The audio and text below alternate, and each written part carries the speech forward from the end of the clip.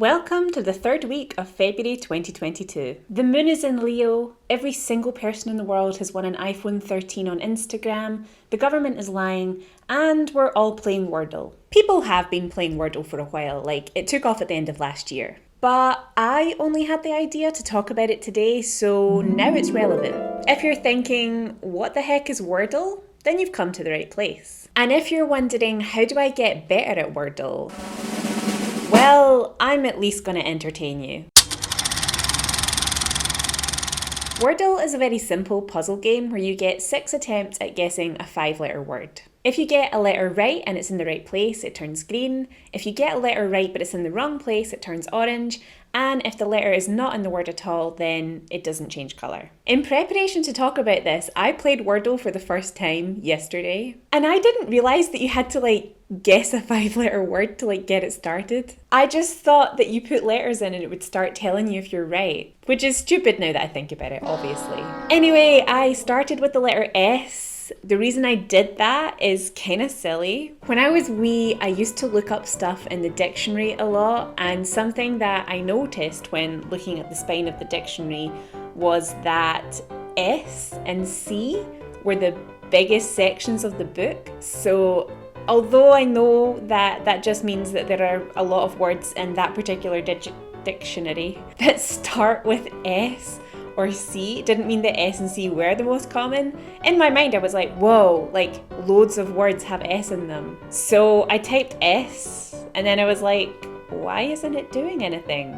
And I realised that I needed a whole last word, not just some letters. So for some reason the first word that came to my mind beginning with S that had 5 characters in it was shark. As you can see, the A was correct but in the wrong place, and the K was correct and in the right place. So my mind just searched for a word that would fit these parameters, and I went with cloak. And I had a little more success, was getting super close. Then I lost all ability to remember words and just started experimenting. I wrote out the word calic. I don't think that's a thing, but it was basically just I had to see it to sort of visualize, well, what arrangement could they be? And then finally we got to the word of the day, which was cock. Cock? Oh my god. I'm gonna have to censor this video. That's a word that's not okay in a Scottish accent. Cork. Cork. Coke. Bloody hell. If I say coke in a Scottish accent, it's just coke. And it's not coke, it's cock. I'm not going to say this word anymore. That was what the Wordle was. That's how you play. Apparently the creator, whose name is Josh Wardle, created it for his partner, and then all of his friends and family started playing it and they nicknamed it Wordle after him, and I just think that's so cute. He released it in October 2021 and it's already been bought by the New York Times. There's a new word every day, and last night when I did this it was pretty close to midnight, so I was able to play the next one pretty soon after. I decided to stay with the S starting animal theme and I went with snake, and it was almost exactly the word of the day. So I felt like a genius and pretty much immediately got why people love this game so much. Not gonna lie, I have been rolling my eyes at people who are sharing their squares on Twitter, but when I got shake in 2 lines, I'm not gonna lie, I was tempted. I'm not that bothered about attention online, so instead of posting my Wordle on Twitter, I made an entire YouTube video where I pointed out that I'm pretty good at it. I can honestly recommend the animal starting with the letter S technique, because 2 out of 2 games I have got the Wordle very early. But there are people out there who are devising a lot of wacky ways in which you can improve your Wordle skills. Some people have gone as far as to program algorithms that play the game for them, and I just do not see the point in that. Surely the fun that you get from Wordle is in the thinking. One YouTuber also crunched the numbers on what word was the best word to always start the game with, and they came up with crane. And so I saw loads of people talking about how they always start the game with crane, but that YouTuber has now realised that there's a different word that's better, and I don't even care to look it up. I just don't care. I don't have anything against this method per se.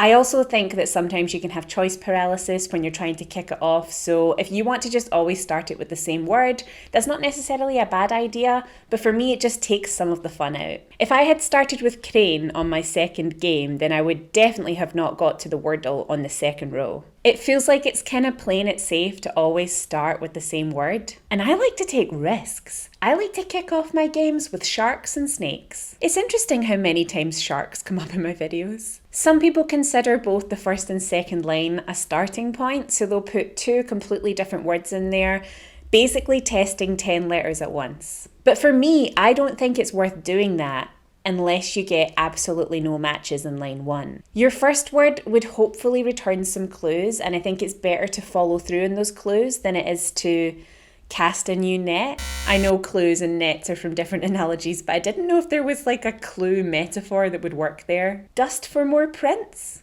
It feels like the obsession with getting the Wordle fast almost prevents people from getting it fast, and I would think maybe prevents people from having as much fun. But I've only played it twice, so what do I know? Some good advice is to pick a first word that doesn't have double letters, because then you would get less information from the game. So if I wrote the word silly and then the game told me that there are no L's, I've kind of been given the same information twice. And on top of that information, I would say just play Wordle every day and you will get better. The thing about puzzle games is that they allow us to access part of our brains that we otherwise might not use in everyday life, especially if your job is repetitive or you have a daily routine. Although it's on a very small scale, Wordle gets you thinking about possibilities, spelling, and word association. And I think that's more valuable than having a surefire way to win. I've heard that there's a game called Wordle, which is 4 Wordles at the same time. So if one isn't stimulating enough, then 4 might do the trick.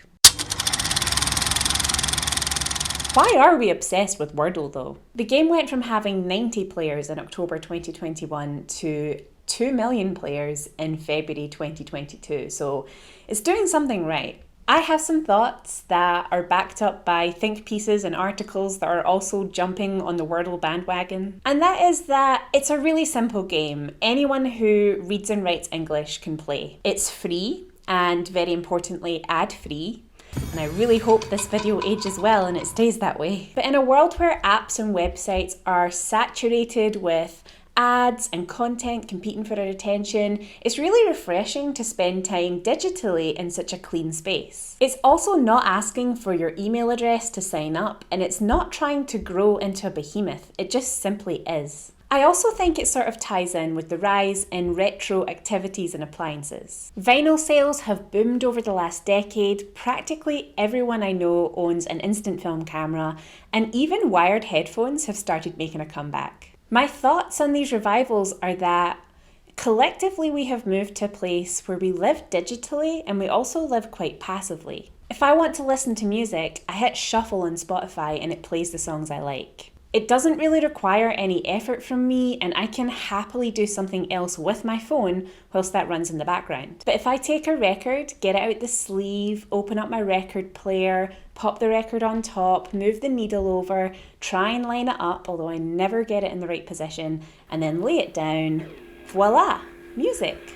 I don't want a copyright strike though, so no music in this video. But that effort creates an active approach to listening to music.